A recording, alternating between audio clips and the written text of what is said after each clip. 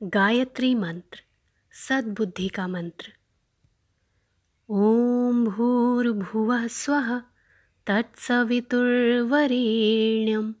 भर्गो देवस्य धीमहि ധിയോ യോ നഃ പ്രചോദയാത്. ഇന്നത്തെ കഥയാണ് പക്ഷിയുടെ മുട്ടകൾ തിരികെ നൽകി. ഒരു ദിവസം ദീനബന്ധു ആൻഡ്രൂസ് തൻ്റെ അമ്മയോട് പറഞ്ഞു, അമ്മേ, ഞാൻ എത്ര നല്ല സാധനമാണ് കൊണ്ടുവന്നതെന്ന് നോക്കൂ. അയ്യോ, ഇതെന്താ കൊണ്ടുവന്നിരിക്കുന്നത്? ഇവ ഏതോ പക്ഷിയുടെ മുട്ടകളാണ്. നീ ഈ പക്ഷികളുടെ 3 മുട്ടകളും എടുത്തിട്ടുണ്ടെന്ന് തോന്നുന്നു. വീട്ടിൽ തിരിച്ചെത്തിയാൽ അവൾ ഒരുപാട് കരയും മോനെ. സങ്കടത്തോടെ അമ്മ സംസാരിച്ചു.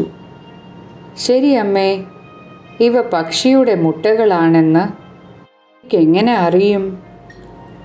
പരിക്ക് കാരണം കാലിന് വേദനയുള്ളതിനാൽ കുട്ടി ആ മരത്തിൻ്റെ അടുത്തേക്ക് മുടന്തി നടന്നുപോയി.